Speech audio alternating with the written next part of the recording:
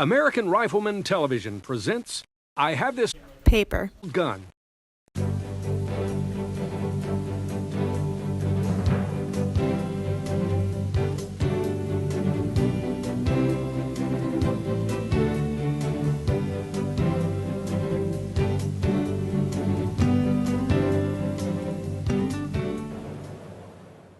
So today we have a paper model of the Smith & Wesson Model 3 Russian.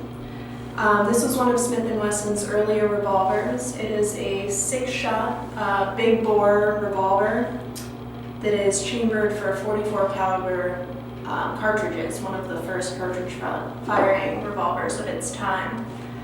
This particular gun is a Russian adaptation of an earlier American model, and the Russian version was produced from 1868 to 1898. A number of design changes occurred actually to produce this model compared to the previous American. It was first viewed by Russian General Gorloff, and he specified a number of these changes, which included shortening the barrel length from 8 to 6.5 inches, rounding the back of the handle and adding a knuckle for improved grip, and adding a spur also to the trigger guard, which was later removed in future iterations of the American version. Now, if we look a little closer at this model, we can see that it relies upon some of the major innovations in revolver design of this era that really revolutionized the firearm industry.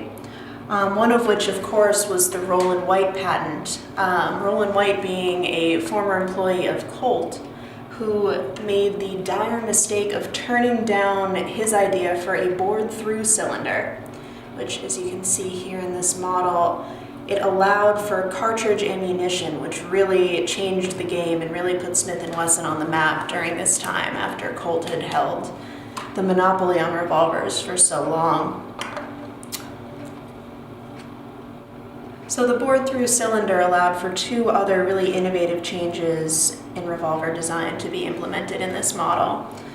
You'll notice that this is a top brake gun, meaning it pivots around this point here, and a latch releases the top of the barrel so that it can pivot open. And in doing so, it also takes advantage of C.A. King's star ejector design, which, as you can see here, when you open the barrel, the star ejector pops out, allowing all 6 spent cartridges to be released at the same time. And then as the barrel is tilted back into place, the spring in this area pulls the ejector rod back into its resting position so the gun can be reloaded and fired again.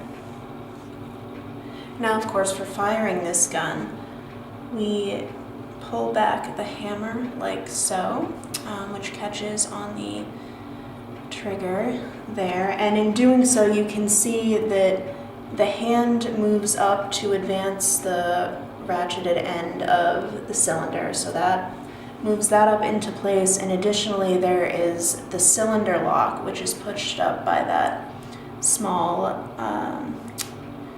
edge coming off of the trigger. So in that one motion of moving the hammer back, you have advanced the cylinder and locked it into place to fire. And now the tension is held in the main spring and trigger spring here. And so all that's left to do is pull the trigger, fire the gun.